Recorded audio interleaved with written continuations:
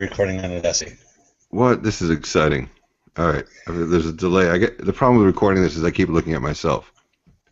Is that? I know, you look great. I'll stop it, but I can't stop. You're right. I mean, I'm looking at myself for a reason. We're recording. I'm looking at the shithole you live in. What are you talking about? My daughter's bedroom. How dare you? Oh, so I beg my pardon. It's the nicest room in the house. It's I'm Proudly gonna get my Resents. niece a birthday.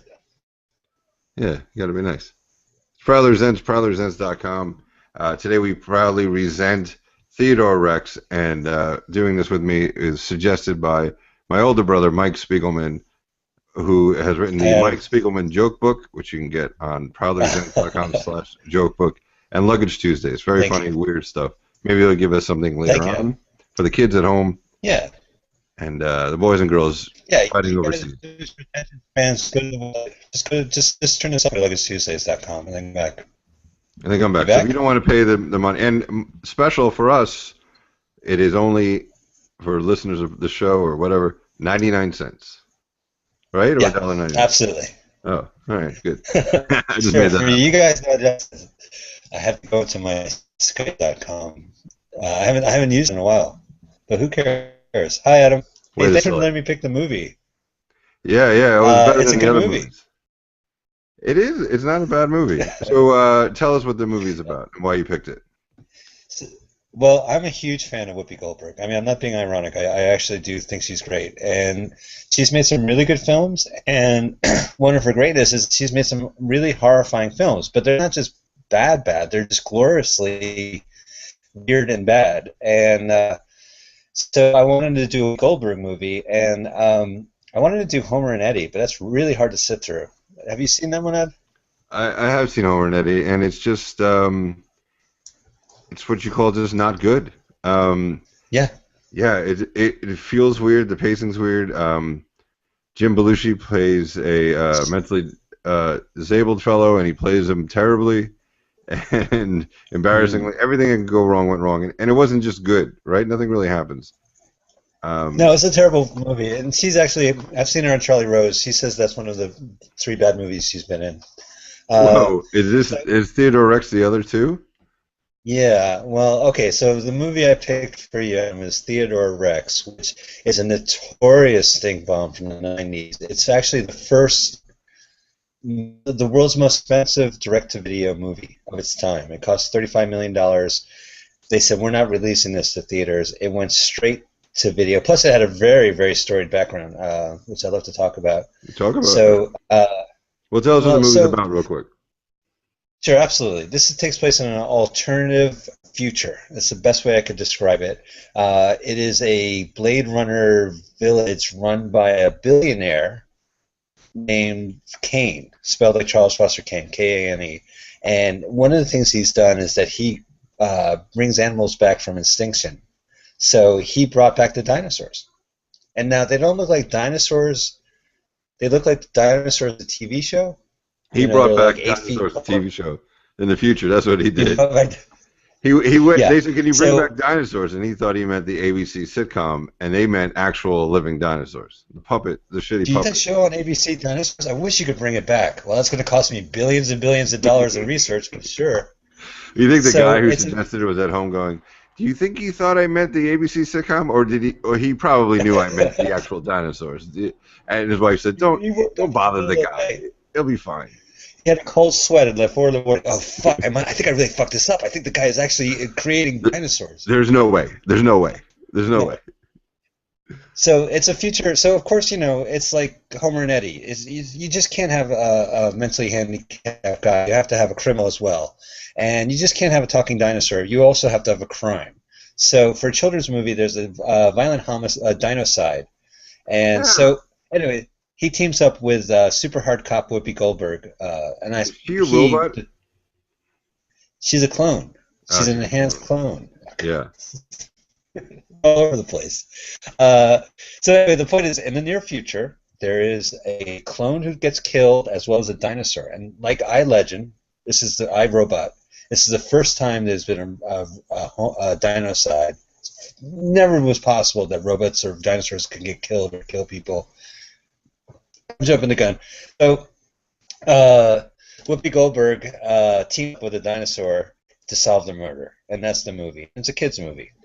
Yeah, I never understood why there was a murder in this movie. I thought maybe someone could steal a jewels or something. It's a kids' movie, and Yeah, and people get killed creatively, but they get killed. I mean, I don't know how to explain to your kid like, oh, the dinosaur it was died. really jarring to see them.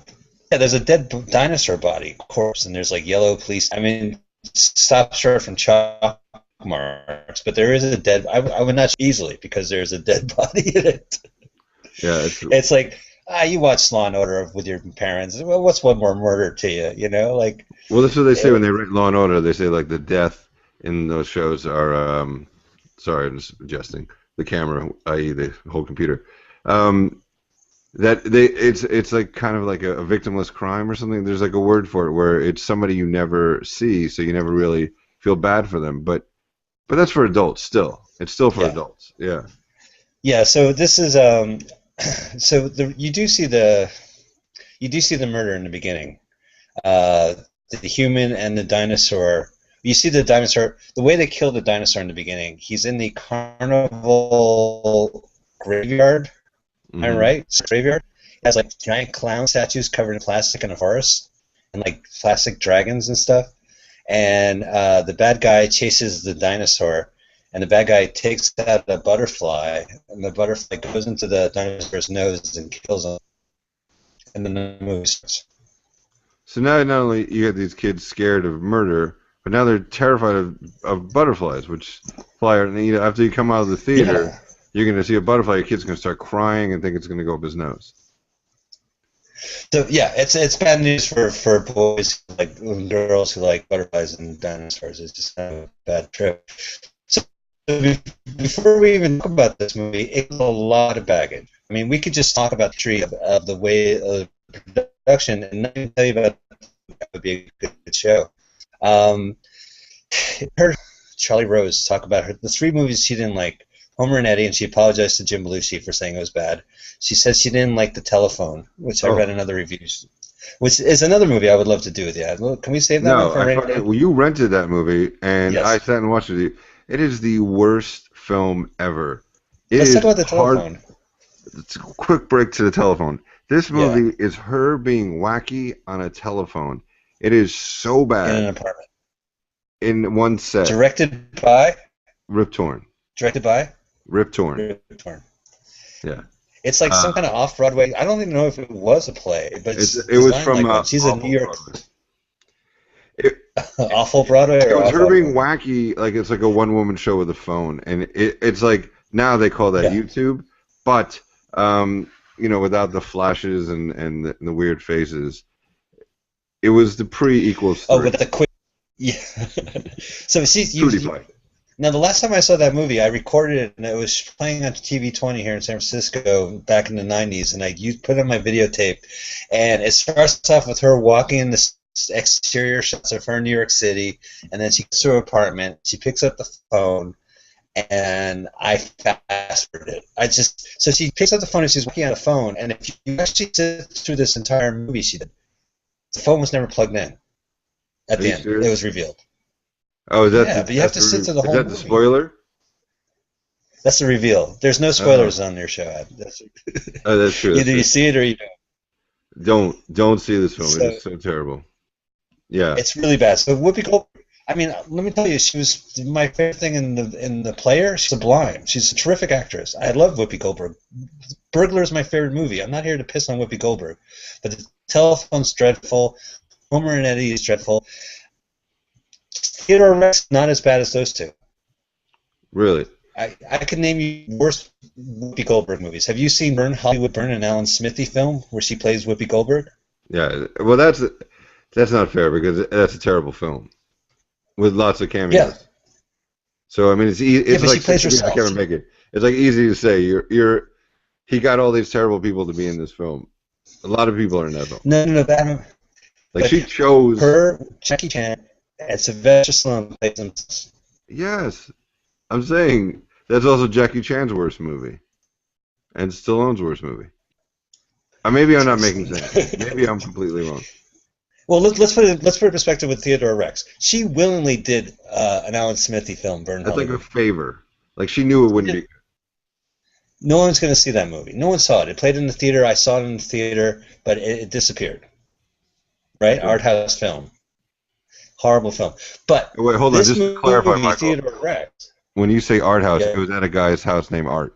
That's how small it was. It opened in this guy's Art's living room. Yeah, I had to watch the game. You know, his wife was watching the game, so we didn't really see the movie right away. It's kind of I just had to sit there and pretend I like sports for our sake. What time does the movie start? Whenever the game ends. As soon as the Celtics wrap this up. Yeah, come on, Celtics. I'm rooting for the Celtics. I'm gonna watch Port Hollywood Burn. So she agreed to do that movie. Charlie Rose. People approached her daughter. Is the story I heard her say on Charlie Rose with this movie. So they said this movie, this and that. She agreed to do it, a verbal agreement, I guess. And then she didn't want to get. She wanted to get out of it. Now, this was around the time of Boxing Helena, which is a 1992 film. And that film also has more background. It's more interesting, the background of the film. It was directed by, I forgot her name. It's the daughter of David Lynch. And Kim Basinger. I'm going to be mispronouncing everybody's name in this, Adam. Everyone in this movie. Why stop now? So anyway, she said she didn't want to do the movie. They sued her. She had to pay like $8.9 million. And then it got overturned. And then I have the Entertainment Weekly article. She wound up paying $3 million, Kim Basinger, because she didn't want to be in this movie. So Whoopi Goldberg was getting sued because she said she agreed to do Theodore Rex. And the producers were suing her. And she said on Charlie Rose she didn't want the same thing to happen. She didn't want to pay being in a movie. Yeah, to making this film. It's weird. The connection is weird for us, Mike. That's why it's going back and forth. Yeah, you could tell that she does not want to be there. I mean, unless that's her character, is the character doesn't want to be there, she does not want to be there at all. She is, oh my God. Like you said, of course, she's a good actress, Oscar-nominated actress, great actress, but she couldn't give a shit. And the thing about the telephone and Homer and Eddie, she's acting. It's just not a good movie. She's trying her hardest, and the film's not good. This, she couldn't give a crap. She is out of it. She smiles at one point, and I'm thinking, what is she smiling at? Did something happen? Did someone trip behind her? Like she, like is she enjoying this part? Yeah, because it couldn't be the character. It couldn't be acting. She looks uncomfortable. They put her in a skin tight. Not that she didn't have the body for it, but she's not the type of person who wants to show off their body. As an actor, she's an adult. She's a woman wearing ridiculous outfits. Right, she's a grown. It's not like I'm going to make fun of her butt. It's not even. It's so not something she would ever do in any other movie, right? Like she would never dress like that. She goes on TV now wearing overalls. I mean, it just seems so. She's so uncomfortable. She doesn't want to be there anyway. It's like she was forced into a party and had to sit next to the person she doesn't want to be with. Here's my impression. So this basically an extended riff of Last Action Hero. Like if you remember the Schwarzenegger movie, the police station are people are mismatched partners. There's at one point an animated talking cat who's like, "Oh, I don't want to be your partner." That reminded me a lot of Theodore Rex. Well, yeah, I mean they were. Do you remember that in? Yeah, Last Action Hero. Yeah, this is the whole movie of that, and nobody wants him there. And Theodore is like the perfect character for kids. And again, it's in a homicide movie, so that doesn't make sense. But he loves cookies. He's sweet. He's cookies. God, there's like 3 references to cookies. Which makes no sense. And then they have to say they're herbivores and not carnivores because then he won't eat them. And he's kind of like a sympathetic. He's a good kid's character, but literally in Law and Order. Is Law and Order bad decision? And John Leguizamo in The Pest. Do you remember that movie, The Pest, with Jeffrey Jones? It becomes the most dangerous game. He's an obnoxious guy, and he winds up being hunted for sport by Jeffrey Jones on an island. No. But it begins the same way as Theodore Rex. The movie starts with him starting his day. Theodore Rex, you don't really see his face, but you see the dino waking up. You see him taking a shower and saying something funny like "Don't flush," even though he lives by himself. And that's the introduction to The Pest. It has John Leguizamo singing in the shower while he starts his day and the movie starts. So, and it reminded me a lot of Howard the Duck. Didn't you get a Howard the Duck vibe with this whole movie? Yeah, that it should not have been made, and that. But Howard the Duck, admittedly, they had no idea what the duck was supposed to look like. Here I feel like the duck was the last thing they thought of. Here, I feel like they had a bunch of dinosaur suits. They convinced Whoopi Goldberg's daughter, like, I don't know, they kidnapped her. Was it a kind of a Frank Sinatra Jr. type of thing? They're like, you got to do this film. They forced her into it. They pushed her. It was less of a casting call, more of a ransom call. And so they're like, well, let's just make a movie out of this. Yeah. We got this set from Tracks. I mean, it looked like Tracks at night after hours. Cookies, nice.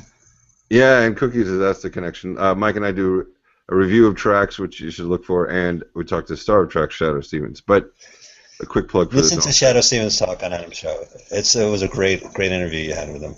How cool is that? But that was great, Adam. That was really cool. So there's 3 cookie references. There's a cookie shooter, was macadamian before he leaves his house and catches a cookie. We never see that again. We never explain why this technology exists. By the way, shouldn't that be in the last scene? Yeah, right. That should be the closing credits. No, Michael. Listen. Isn't it classic screenwriting if you introduce a cookie shooter in act in reel 1, it has to show up in reel 3? I don't understand. Let me give him my copy of story. I'm reading my copy of story. Yeah, you're right. Wait a second. Get notes. So far, I'm getting noted to death on something, and I feel like that would be a note. The cookie shooter's got to come back. The whole audience is waiting for the cookie shooter, and the guy who wrote it. Second time we see cookies, he crashes a fancy banquet, and there's Frenchie, the shaving dish server, and what's in this shaving dish? Meat. And it's up a shaving dish, a very exclusive dinner, and it's cookies. Unfortunately, there's a sterno underneath the shaving dishes. Well, you go. What is it? That dinosaur likes cookies too. Yeah, but you're gonna have, a little lamb chops. You're gonna have some, whatever kind of, it's a little salmon, a little poached salmon, and then you'll have cookies. You'll have a little shaving dish full of cookies. So Whoopi Goldberg, here's my impression of her acting. 19 minutes into the movie, your partner's gonna be the dinosaur. Whoa, what? A dinosaur? Well, it makes sense how she ended up in that film, because she looks like she's doing an Al-Qaeda video. Like, she doesn't mean anything she's saying. There's a guy behind the camera holding a cardboard board, with her lines on it. And she's saying, what? A dinosaur? I can't believe, I hate working with dinosaurs. Let me out of this film. I mean, and is that why she winks and stamps her foot a lot? Or taps her fingers, like in Homeland, the first season, when Carrie thinks she's doing a signal. Oh, yeah. The Whoopi Goldberg, get me out of this picture. Help, fire agent. Yeah, so she didn't even work for a while after this film. I mean, this really hurt her, and unless she was done anyway, I don't know. Well, there was a couple years. I mean, whenever I am. Well, she had said in 5 it came out. So yeah. She hosted the Oscars, and I swear in my head I thought I saw an ad for it, because I do see that. I do notice that when whoever's hosting the Oscars that week, they'll put one of their crappy movies out. Like My Giant with Billy Crystal came out. I remember watching that ad on the Oscars he was hosting that year, but I thought I saw a Theodore Rex commercial. But according to the awards were in March of '95, and she hosted. I don't know. Maybe I'm barking up the wrong tree. Yeah, maybe. I mean, maybe they put all their pennies together to put an ad. It's a perfect time to put an ad out. You're watching her be amazing. It's got to be good. That was her Norbert. That's the movie that she made that everybody was like, "Holy crap, I'm out. I'm out of the Whoopi Goldberg." I think Eddie Murphy stands behind Norbert. I don't think he's ashamed of it, because I keep watching this movie and I'm thinking of like Sylvester Stallone and Judge Dredd, or all these like movies that came out and were really behind this film, and it's a unmitigated disaster. No one was behind this film, and it was an unmitigated disaster. Yeah, it was a terrible. I don't know. Nobody wanted it to. All right, so Norbert too. Yeah, he wanted. There's films Eddie Murphy did that obviously he didn't want to be there, and you can tell. But Norbert, he put a commitment in. She didn't care about this film. Here's what I feel about this film is, and why I think it is actually one of her best films she's ever done, is it's an allegory Uh-huh. for the Jewish experience. It's talking about Holocaust. They bring back kind of extinct people. They're bringing them back. They're trying to. This guy is Ah, trying to get rid of them. You see that? One guy is trying to stop them, and most notably, every dinosaur actor does a stereotypical Jewish yes. accent. Like that to them is humor. Is There being like, is.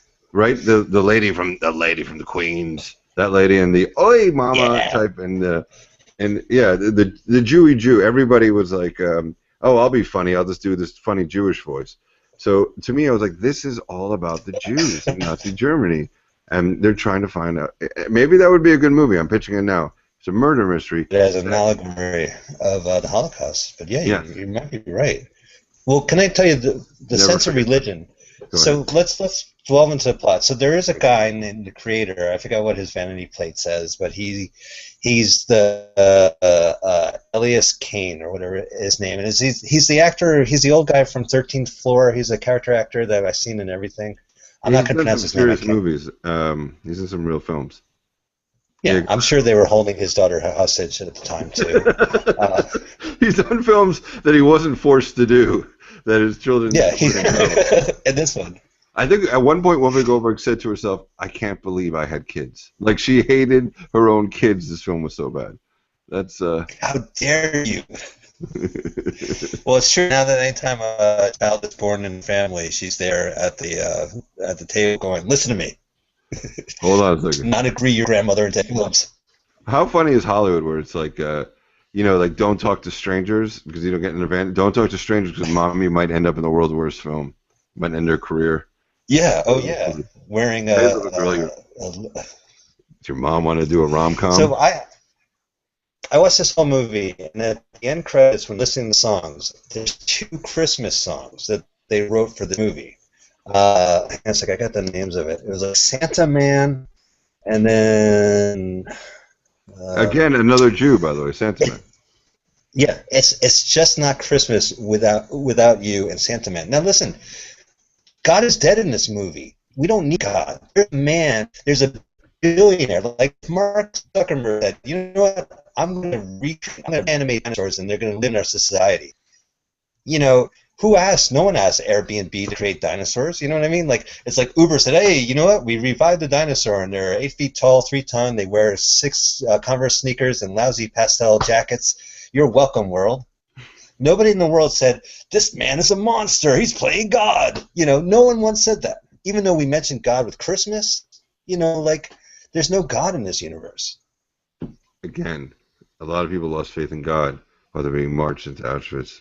Michael, I can't believe you're saying, as a Jew, I can't believe you don't like this film. You should be ashamed of yourself. This is about our people. Oh, so embarrassing. Sorry, everybody. I apologize to Jews. You're one of the But worst. it's like I'm calling mom. I just want you to know I'm the the movie's better to a son. scroll. Don't call him. Just don't call him. All right, so it says "Once Upon a Time in the Future," right? So it's like Star Wars fairy tale, and it has this history about tomorrow at midnight. Elijah Kane's going to do the. We have to stop this billionaire. He's going to create an ice age and put his animals on the new Earth. Well, nobody stopped him when he recreated dinosaurs, right? That could have been the tipping point. Why do they have that? If you let the guy destroy the.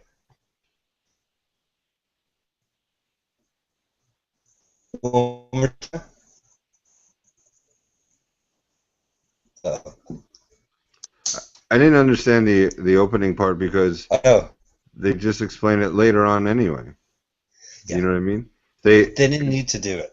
They didn't need it at all, and it kind of confused me because they the one thing the movie does well is set that up.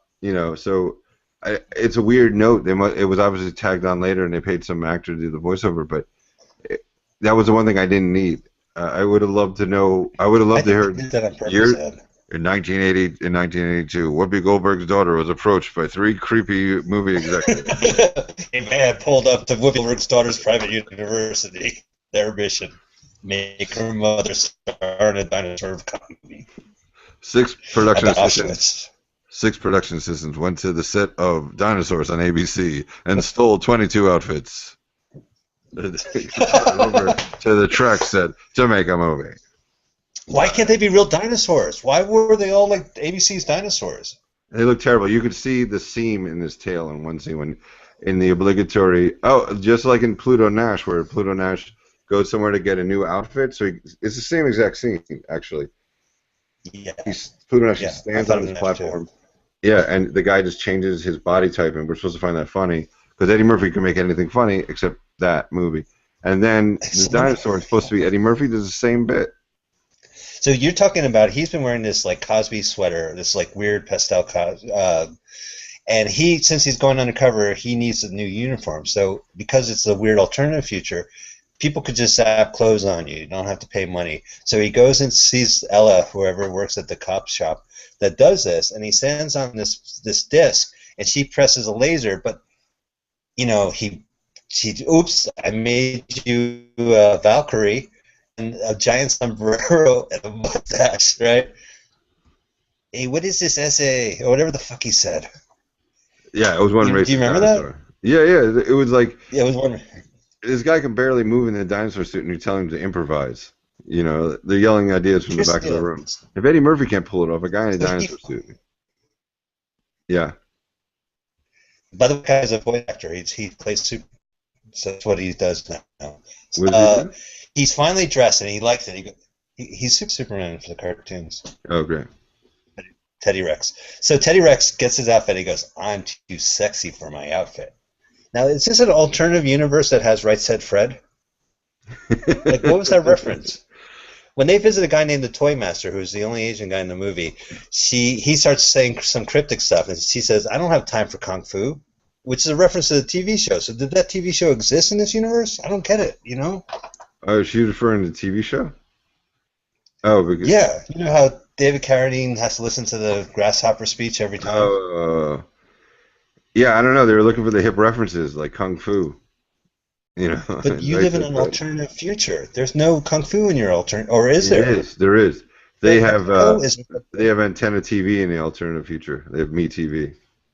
They have a lot of hollow cams and hollow facts. He hollow facts the tail. Do you remember that? The Yeah, hollow that was facts. In fun. the future, we have hollow faxes. Can we talk about the character actors that dominate this children's movie? Bud Court. Yeah, let's start with Bud Cort. The fuck is wrong with Bud Cort? Holy Something shit, with that, Adam. right? Harold and Maude. I want to He's interview dressed. him.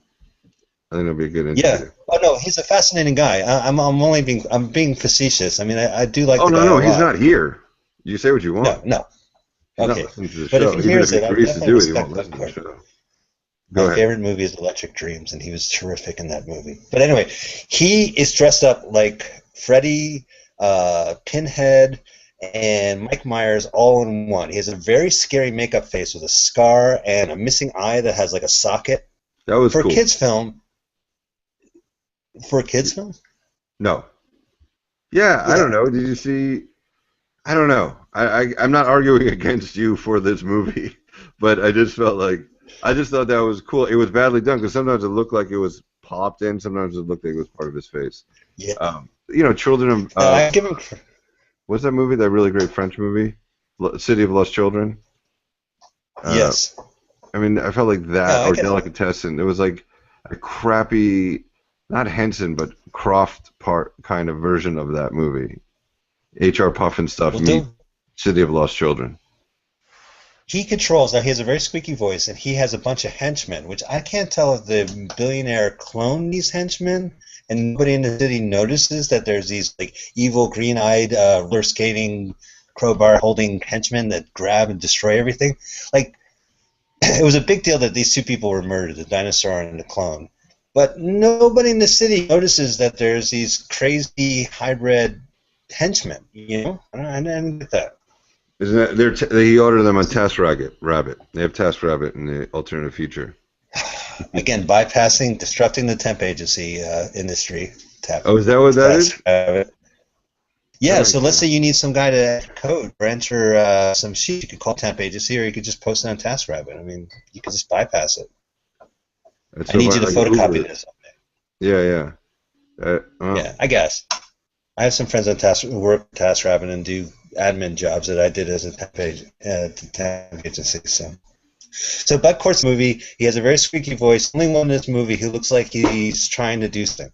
Yeah, You know, he's trying to give his own spin. he gives a shit. So he gives a shit. So we have Armin Stahl. I guess that's that gentleman's name as the bad guy, and Uh-huh. he's been in a bunch of stuff. He's something And good, right? then Go ahead, Mike. like the 13th floor. 13th Are you floor I on like. IMDb or no? No, no, no, no. I'll go look Oh, I'll while go. we talk.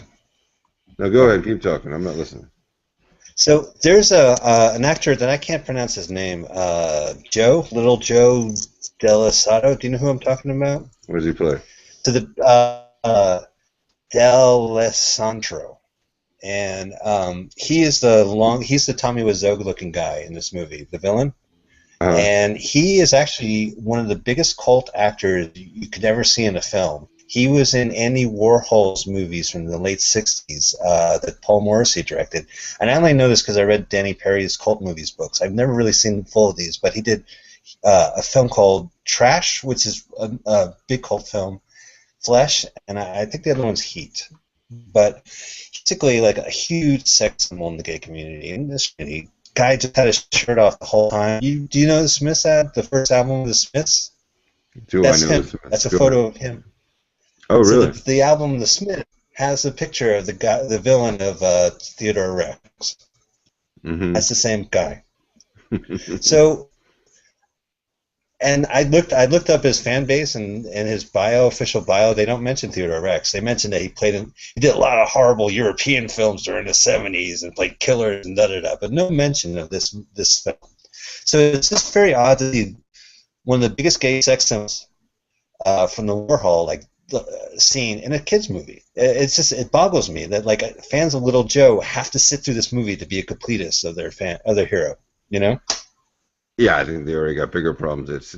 Which is worse, some of those other movies or this one? At least this one had a plot and lighting. This one kind of plot. Yeah, I'm not going to piss on this too bad. And Richard Roundtree, Chef's in it too. Yeah. But he's in a lot of kids' films. Yeah, he's in it for a day. So the guy who plays Kane, the bad guy, Armin Mueller-Stahl, he was in yet another Holocaust film, Jacob the Liar, and Angels and Demons. Theodore Rex is a Holocaust movie. It is, right? The Holocaust. No. You're breaking up. God. I think it is. There's no God. Well, again, it depends who you ask.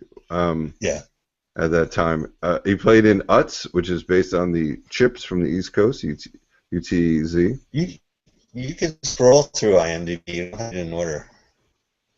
What's that? You can scroll through IMDb. You don't have to read it sequentially. No, yeah. Are you saying you're a completist that way? No, I'm saying you have a podcast. Get to the interesting stuff. Well, I just said Jacob the Liar. I said Utz, the movie. You guys aren't. He was in Red Heat. I don't know what Utz. He played a Russian in Red Heat. Okay. They couldn't find any Russians Thank there. you. Carol Kane. That Do you know? Oh, Carol Kane Yes. is the voice of Molly Rex, the singer. Yes. I have a very funny story about that. I was trying to watch this movie, and he wails. Teddy Rex wails, Molly, Molly, Molly, all the time. And I had a request by somebody, Molly, can you please turn that down? It's very annoying to hear that guy say my name. Would that someone be your daughter? Name Molly, yeah. So my 6-year-old was really upset. Found it annoying that Dinosaur was yelling her name out. Yeah. But she wasn't watching it with you? Even she has better taste. I didn't watch it because, I was watching the end where he shoots her point blank 6 times in the chest. As well, I mean, he shoots her 6 times, and it's with a freeze gun. So poor Whoopi Goldberg, I don't know what she was thinking. She has to be frozen, so she's acting like she's frozen against the wall. It is the most, just get me out of here scene I've ever, imagine you in an improv class. Okay, pretend you're frozen against the wall, and you're like, I just don't want to be here. Is this good? Technology froze me? Is it believable? You think her daughter was grounded? She grounded her daughter? To her daughter since. Speaking of daughters, Martin Landau's daughter plays the bad guy, the female bad guy, the doctor. She was good. She had nothing to do other than look menacing the whole time. It's I funny. mean, it was. She's the doctor, yet she acted more like an assistant. She would tell people, I'm his personal doctor," and she'd be like, "Walk this way," you know, and not even But, prescribing them to walk this way. She meant, "Come with me." but she also was a heavy too, like Bad Guys. What? She's Yeah. a like she was really like gung ho about destroying the Earth and putting these dinosaurs in it. But here's the thing, like I hate saying here's the thing, but they're going to eliminate the whole world and put these new creatures on it, and they're going to be part of this utopia. Now, not everybody, like, didn't the henchmen stop and think, wait a minute, we're going to destroy the Earth, and they're not going to bring us in on it? You know, like, none of them rebelled. I don't know. It's like blue collar Republicans. They don't think, for their own. They Yeah, vote against their own interests sometimes. They don't know. there's no exit strategy. Yeah. They don't realize that. So, Mike, would you recommend this film to people? No. No, I mean, it's a footnote. If you've heard about it, it's this guy uploaded it on YouTube like a week ago on October 6th. Go ahead and see it. The problem is with bad children's films is that unless you have a kid watching with you, you're just going to watch your brain cells pop out. And this movie is too violent for a kid to watch, so there's no audience for this film. Adults are going to feel like stupid idiots watching it, and kids are going to be kind of razzled by the dinocides. So it's not meant for any audience. I say. I don't recommend it. You don't? I don't recommend it. I mean, unless you're a fan of Howard the Duck and you want to see another shitty movie like that, then yeah, by all means. If you're a Howard the Duck fan, you should see it. But it's not worth it. I say if you It's not the most interesting. No. I think you have to see it. Never forget is what I say. I say it's an important movie to show your kids, to let them know how we came through to get it's here. Not Holocaust. It's about. Before we go, can I tell you this is all relations? Like alienation was a metaphor about race relations. This is species relations. And every time there's these loaded jokes, it's only delivered to or from Richard Roundtree and Whoopi Goldberg. None of the white characters get into. They call each other species. What are you, a speciesist? Do you remember that? Like, and then at the end, Richard Roundtree, who's the cop, he's not the head cop. There's a older white guy who's above him. But he's a sergeant that yells at them. Yeah, so here's the speech he gives, giving a medal. Soft skin, scales, these are only words. Words that keep us apart. Survival rests on all species treating each other with compassion. And then at another point, she says to him, you can't judge a dino by its scales. It's just like, why, I get it. It's supposed to be a race relation thing, but it's just so clunky. And none of the dinosaurs are, and no one really hates the dinosaurs. They just exist in Dino Land. They don't even care about them. The difference is that between the allegories between whites and blacks and dinosaurs and humans, dinosaurs will eat you. They eat, right? That's a good point. Yeah, they will eat you. I've never been in an awkward racial situation where a huge mouth came and took over my head. Yeah. Hey, I'd like to recommend a different movie from the same director, if I may. Do not see Theodore Rex. See his movie from 1985, My Science Project, one of the 3 science teen comedies that came out that year, along with Real Genius and Weird Science. It's these kids find a alien time machine and they bring it for their science project, and Dennis Hopper from '83 is in it. It's from back after Trainwreck. Hopper's in it, and it's a great disaster. It's a great bad movie. I would rather you waste your time with that. If you don't listen to Michael at all, go to proudlyresents.com/Rex, and you can watch the movie for free on YouTube, or just go to YouTube. Why implicate me in the situation? Go down the site. Give him a link. Give him a click. Give me a little love, Give my brother a click. A little love for Adam. Don't yell at So again, if you want Mike's very funny joke book, go to proudlyresents.com/jokebook, and we're offering it for only 99 cents. Mike, do you have salad jokes? It's funny stuff. You can find examples of it on luggagetuesdays.com. And a plug for this show. If you like this, go back and listen. There's 160 episodes. There's 130 up, I think. 2 are worth listening to. Find those 2. Listen to them. If you like this episode or any other episode you listen to, go on your phone, and you can share it right from wherever you're listening to. So let people know. That's it. What, with my phone? What? Oh, sorry, Mike.